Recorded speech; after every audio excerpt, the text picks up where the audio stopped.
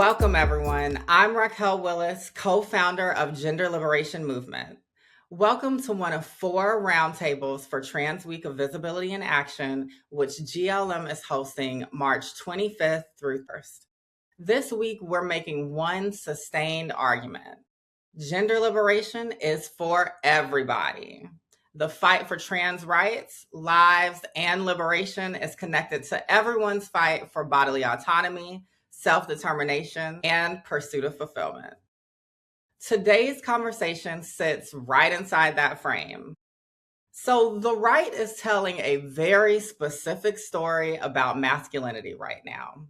It's very limited. It doesn't leave much space for all of the nuances and beauty of our experiences. And they're saying who gets to claim it, who it's for, and what it demands. But today we're going to have a conversation to tell a different story. And we have some amazing panelists who are here to widen the lens. So our panelists are Stephen Shakumba, affirming father of a trans son, founder of Rainbow in Black and the Dads Foundation. Caden Coleman, trans father, advocate, educator, and storyteller. Miller Oberman, trans father, poet, and professor. Nick Offer, affirming father of trans experience and advocate. And Jose Trujillo, affirming father and co-founder of the Dads Foundation. So welcome, everybody. Say your hellos and let's dig in. Hello. Hey. Hi, everybody. Hello, everyone. Good to be here. Miller, we'll start with you. Put you in the hot spot. Was fatherhood something you always imagined for yourself? And what did it take to get there or get here? And what did you have to do to redefine along the way? I did always think that I wanted to be a parent, and it took a long time to get there. There was obstacles for sure, but the desire was there.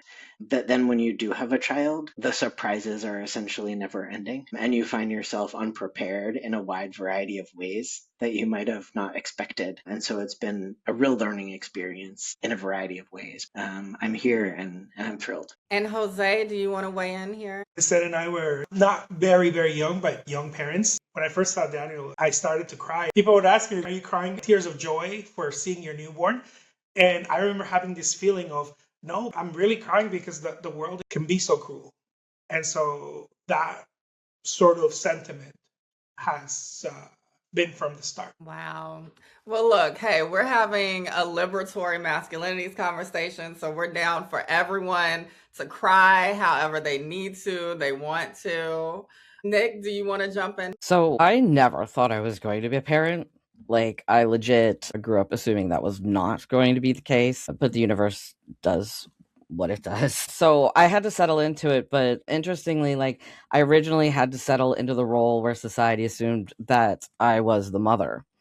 And I was bad at it. I think it's like fairly safe to say I was not a great mom. I wasn't like the world's worst, but it just didn't suit me. I didn't fit into it. I wasn't doing everything right. Maybe if I'd been in a lesbian relationship, they would have just thought I was the dad lesbian and it would have been fine. But I often dealt with a lot of criticism of not momming correctly. And interestingly, when I transitioned openly, it made sense to everyone, right? Like, they're like, oh, I see. And I don't have problem being a dad. My mannerisms, the way that I emotionally interacted with people, the way that I fitted into expectations were so male coded as to how parents interacted at school, how they interacted with the doctor. I will say that I am often in situations where they like me more than the other dads because I do engage a little better because I had to navigate under different guises. Had I transitioned before I had the kids,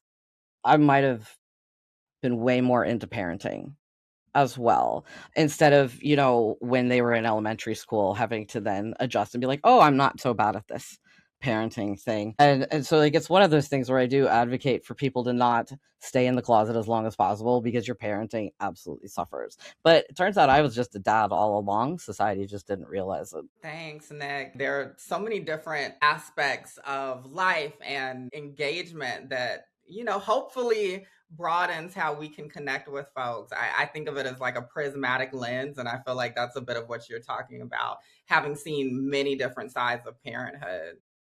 Stephen, I'll kick it to you. As the child of Nigerian parents who grew up culturally Nigerian, the expectation is that you will have as many kids as the good Lord deems fit to give you. And so I always envision myself as a father. I always envision myself having multiple kids. My idea of fatherhood was really shaped by my own father, who was present, but he was like a real disciplinarian. And because he was raised in a different culture with different values, I didn't necessarily see myself parenting like him. And so it took a lot of unlearning for me to become the parent that I am, because my father probably would not have been checking for Hobbes at all. My mother had a hard time accepting what I told her about Hobbes, and she's eventually come around. But were I to have followed in the footsteps of my parents, of my father, I probably wouldn't be part of this panel, if I'm being honest. I would not be affirming. I don't even know if that dude would be in my house, if we're being 100%. And so I think that what I've had to refine along the way is, what does it mean to be a father? What does it mean to be a man raising a child who identifies differently than the sex they were assigned at birth, and make sure that child strives and survives and lives and is loved and is affirmed and is everything that every parent wants for their child, without exception. It has been interesting seeing the world respond to me affirming my child as if I should have done something differently. Wow, thank you. That felt like a testimony. Kaden, you want to round us out here? Sure. Was fatherhood something I always imagined for myself? Absolutely not. For a few reasons. One, I didn't see life beyond a certain age, but also, I'm gonna just be honest and say it, I never liked kids. And so I didn't want kids. I just wanted to have like two dogs and go about my business. I am known for having carried my children as a trans man. And to be honest, I had sex and I didn't know that I could get pregnant, because 2 decades ago, they were telling us that once we started testosterone, we would be infertile. I was married and I found out I was pregnant at 5.5 months along, which was too far along to do anything about it. And love my child, love her. I don't call her an accident. I call her a surprise. And my younger daughter, who's now 5.5, I found out about her way earlier. I made the decision to move forward with my pregnancy. I don't know why. I'm not going to lie. I just felt called to do that. And I'm glad I did. I didn't grow up in a Nigerian household, but I did grow up in a Jamaican household, and very strict, very Christian. We couldn't even talk about being gay or being trans. I was never exposed to anybody gay or trans as a child. It was always looked at as some sort of like an abomination. I was put out of the house when I came out as a lesbian, ironically. And I think a lot of that was rooted in this idea that somehow when people are queer and trans, that we suddenly lose the ability to reproduce. And now like the lineage is over and all the things. So for me, what I had to redefine is parenthood, much like Stephen, except for that I'm the trans person and I'm raising children who I don't know if they'll be trans. I genuinely do not care if they're trans. I just want them to be able to grow up in a world.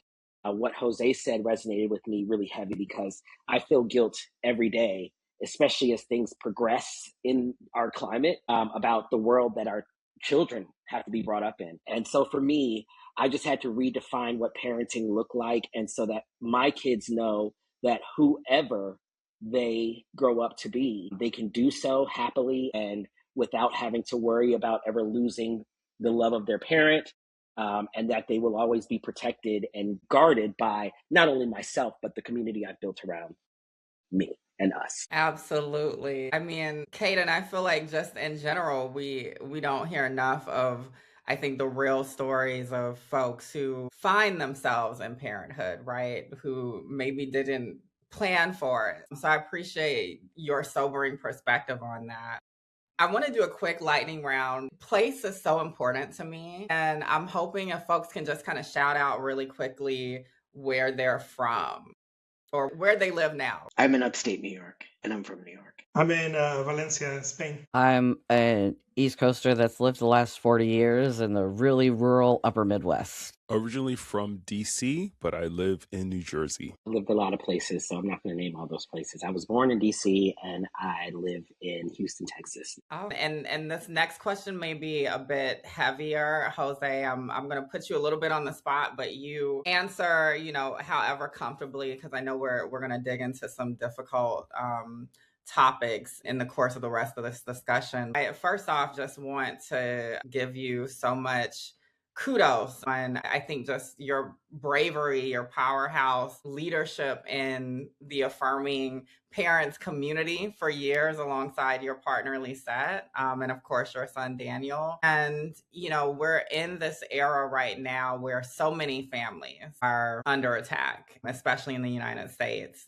And your story is so strong because not only do you have a son that's trans and very, bold and open as well, and organizer in his own right, growing up basically an adult at this point, but you also have a family who has mixed citizenship status, right?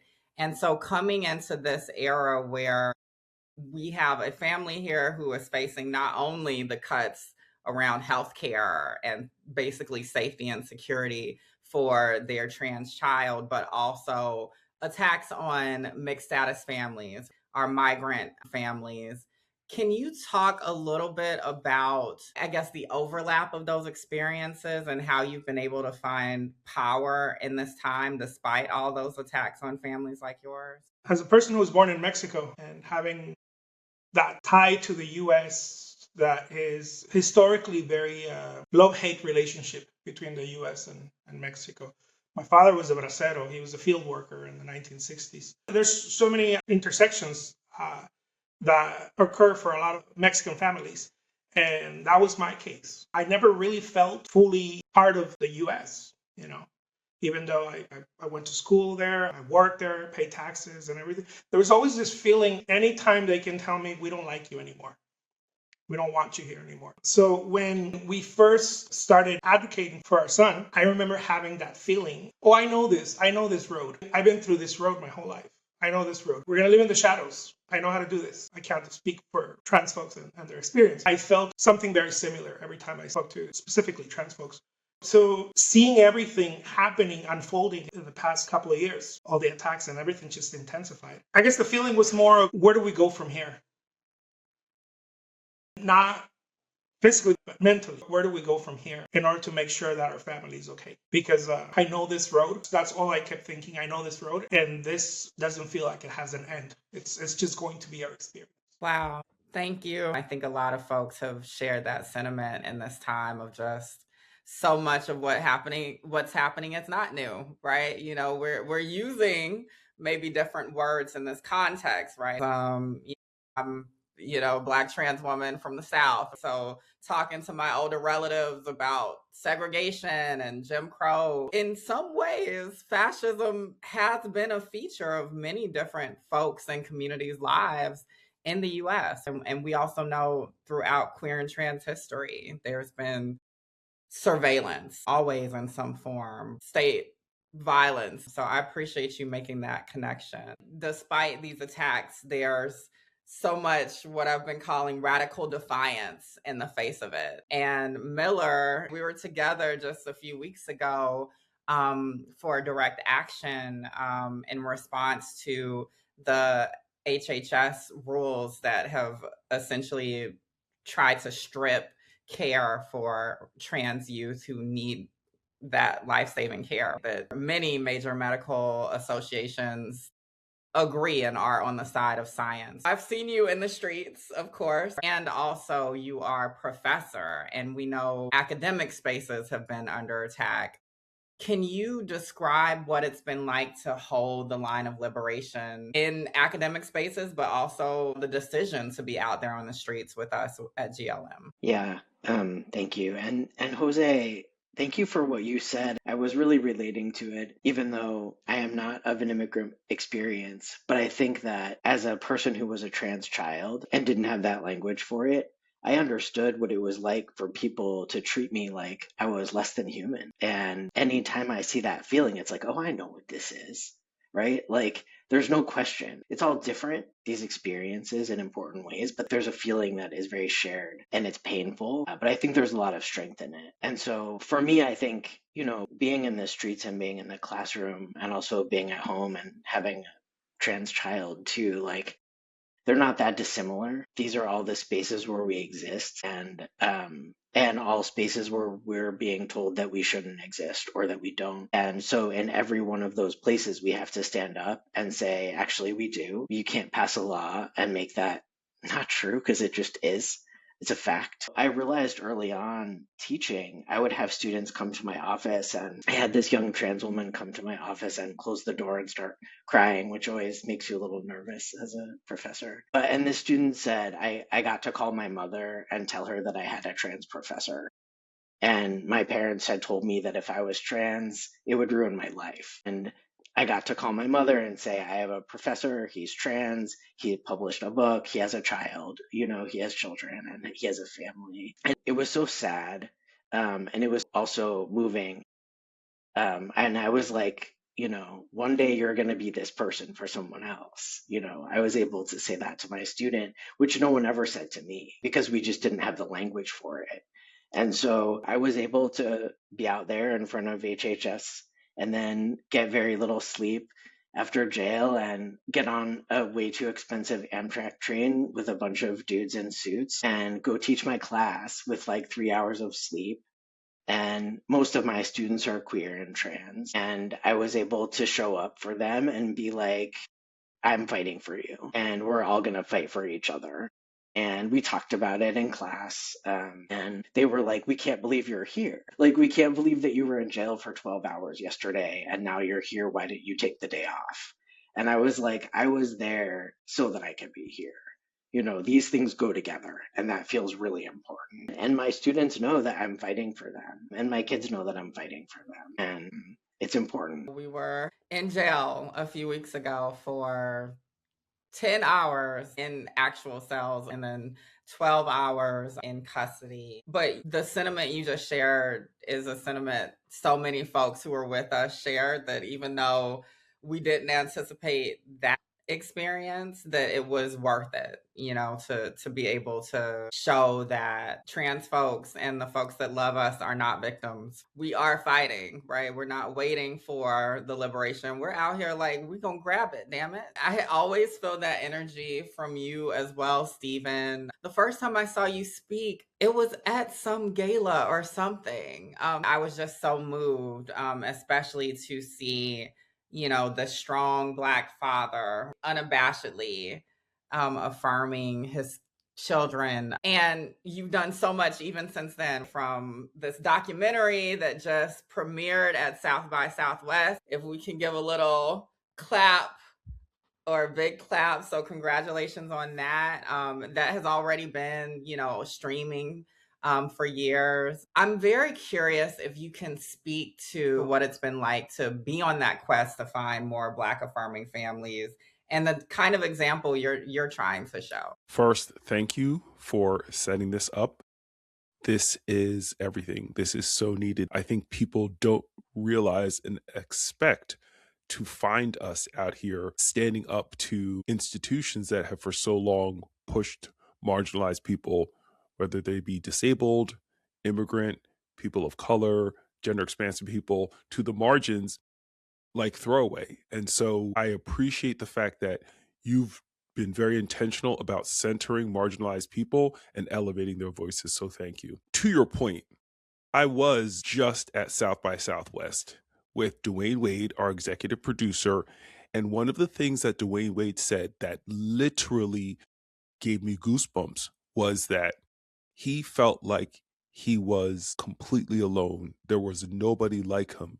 And then he saw the dads and he realized that not only was he not alone, but he wasn't the only father of color out here in these streets, because society doesn't put a lot of us in the media. You don't see representations of us in press. You don't see people like us being elevated. And so you would be right to assume that we don't exist.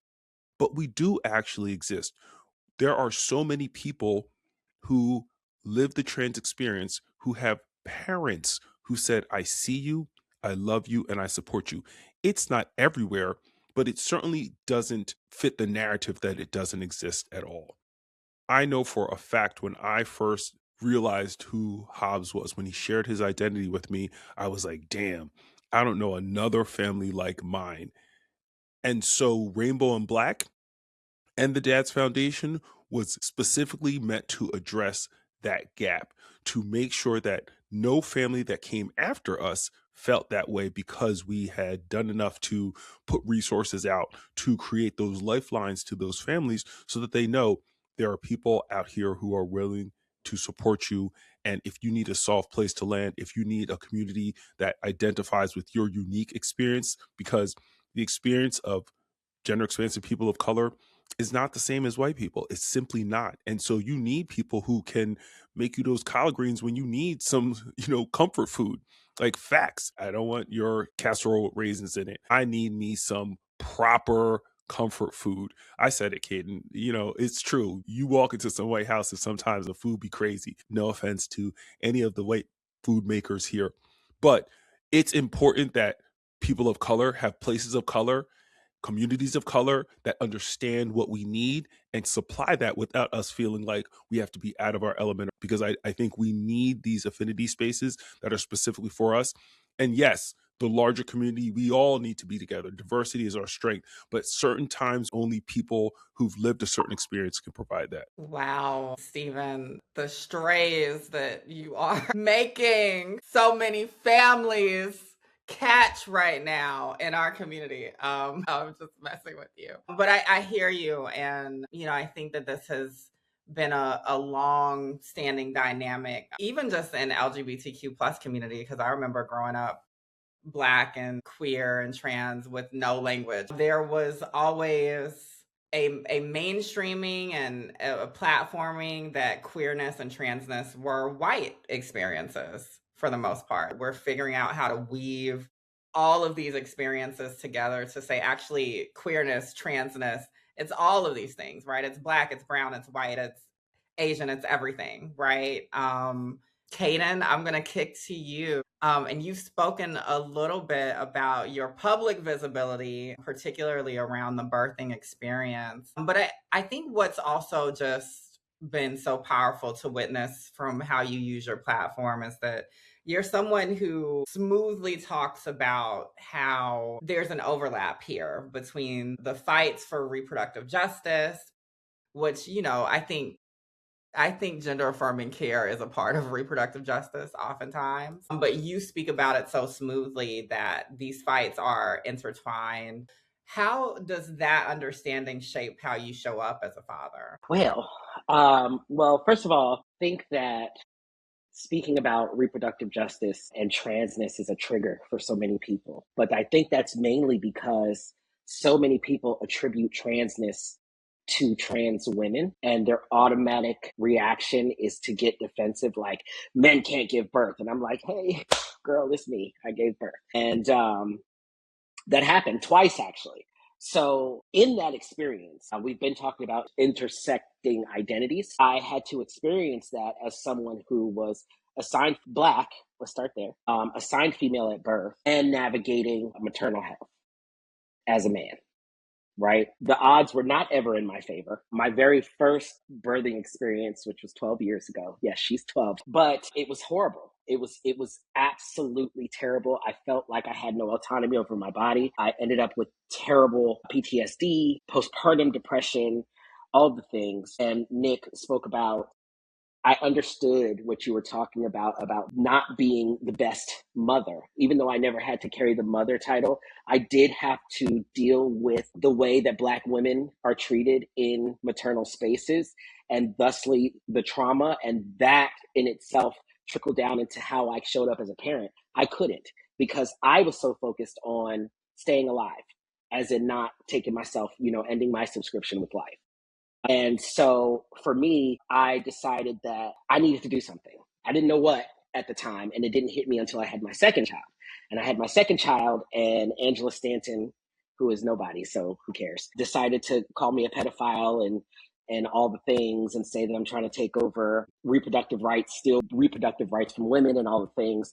And that's when it hit me that I don't need to be combating the trolls. What I need to be doing is educating the people who are on the front lines in maternal care. And so that's what I started doing. I started a workshop that I did not think was going to do anything, and it did lots of things. And so for me, it's still an uphill battle because yes, I gave birth, but also yes, I need access to abortion and have had access to abortion as a man. I live in Texas. I mean, I'm in Texas. And so it's even more important for people to understand that there's strength in numbers, and excluding trans people from the conversation lessens the fight that you can have. The birth control pills, we need the contraceptives, we need the abortion, we need the prenatal care, we need the postpartum care, we need all of the same things. And it shouldn't matter what we look like or what we identify as. What should matter is that everybody has autonomy over their own bodies. How this shapes like me as a father is that I have 2 daughters. The universe said, oh, you're a man? Got it. Here are 2 daughters. And, all I think about regularly is that there's going to come a time when my daughters are going to need reproductive care, that they're going to need reproductive care in some way, shape, or form. I already mentioned that I wouldn't care if my kids if they both turned out to be trans. I don't have any trajectory for my kids to be on. I just want them to be happy, good people. But in some way, shape, or form, because we just talked about how gender affirming care is also aligned with reproductive care, in some way, shape, or form, they're going to need to be able to access this. In some way, shape, or form, they're going to need full autonomy over their bodies. And in this current state, not just the state of Texas, but in the state of this world, that's not a thing. And they're Black. So people think that I fight so hard for myself. And the truth is, it's never really for me. It's for them. I'll be 40 in a couple of months. According to them, I'm ancient, born in the 1900s and all the things. But they have a full life ahead of them that they should have access to all of the things and be able to show up as their full selves as Black women or Black intersecting identity here. You know what I mean? And so I'm going to keep fighting, and I'm never going to shut up, and people be mad at me, and that's okay. I'm always going to fight, and that's my goal as a father. Absolutely. I love that. I mean, I think that's what we're fighting for, is to give these young folks the blank canvas, right? We got all these colors out here, all these different ways of being, and they deserve to decorate it, adorn it, however fits for them. Nick, I'm going to kick you the last solo question, and then we're going to do a lightning round, and then we're going to close out. But Nick, I wanted to ask you, what has it been like to find community as a father? If you found it, I'm assuming you have in some way. But also, you work day in and day out with patients as well who are under attack in this time. Share anything there that you think folks should know from your perspective. As far as the medical stuff, the reality is we need to start advocating, and especially parents, I think, need to shift the concept around trans care as just being healthcare. It's just like getting antibiotics for strep. It's just I'd say birth control, but now that's also under attack. So it is just like birth control, as in they both shouldn't be regulated in the way that they're being regulated. Trans healthcare is just like any other healthcare. I had 3 kids, only one of which was trans, and advocating for all of their care wasn't always easy. And I guess we were kind of lucky as early adopters in the trans spectrum that we didn't have the pushback that exists now. Our family benefited in the fact that, my kid transitioned 10 years ago when no one knew this was a thing. And so all you had to do is find a doctor that knew how to prescribe, and then you're good, because we weren't under the lens that we are now. But I will say, the finding your father spaces, something I think that often surprises people is that one of the places that I struggle most is affirming parents spaces, because there's no place for a trans person in those spaces. Typically, I actually shocked a friend of mine, last year we were kind of talking about stealth, and I still don't really run stealth. I do by default because of my physical appearance. I don't actively live stealth. I don't depend on passing. It's just an assumption that happens. But in parent spaces, I often do run stealth. And then she was just like, what?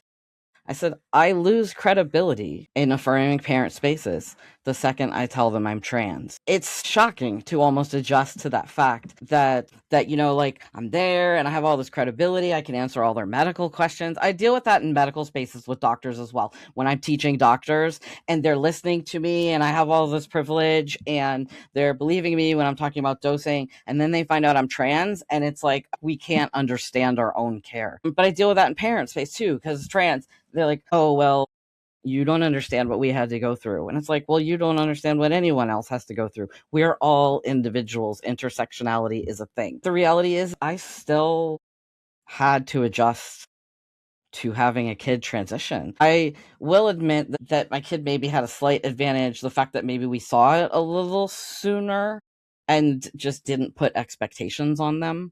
But that's about it. I still had to find the medical care, which was not always easy at that period of time. I still had to deal with the fear that, man, someday they might change their name, and I really like the name that we picked for them. And honestly, I picked a very gender neutral name, so we've benefited so far. But the reality is like I still have to deal with like that. But then on top of it, I have to deal with the transphobia when I'm in those parent spaces, when I'm trying to help them come to terms with things and I'm listening to those messages. But I do it because the reality is there are sometimes spaces where it's like, yeah, but I'm the one that won't take your bullshit, but I'll do it with as much kindness as I can find. If you feel uncomfortable saying it to me, you should feel uncomfortable saying it to your kid. And kind of pointing out, but also one of the reasons that I love to exist in parent spaces is that, exactly like Miller was talking about with the student, is parents are so terrified that their kids no longer have a future when they transition. And I can sit there being like, I am the most boring guy in the 50s.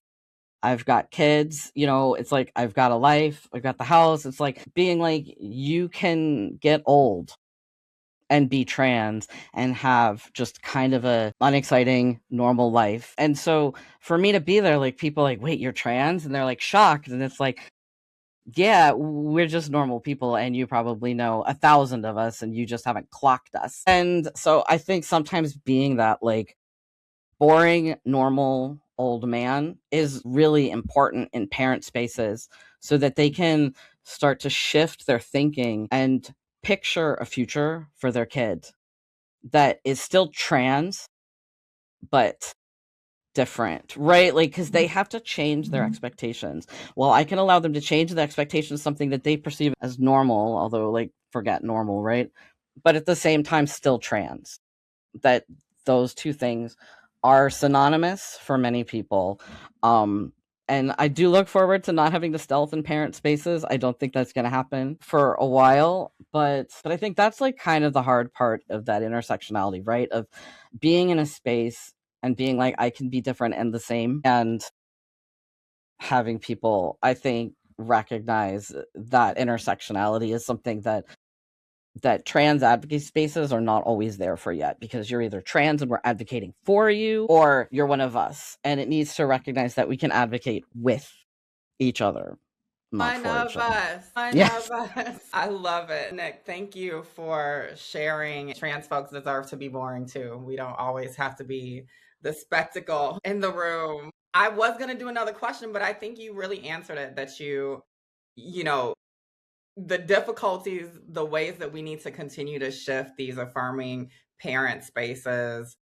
I think that's the whole importance of this panel, is that we need the parents that are of trans experience in conversation, right, with the parents who have kids of trans experience, because we're a part of a broader collective than I think we even know. So I just want to thank each and every one of you for your time. Stephen, Caden, Miller, Nick, Jose, Y'all have shared so much brilliance today, and I know it's going to land so beautifully with a lot of people. This is what it looks like to see gender liberation for everybody in practice. So thank y'all. Happy Trans Week of Visibility and Action to everyone. Salute to all the parents, the fathers, all the folks living in liberatory masculinities. And we're going to get this thing. Gender liberation is for everybody.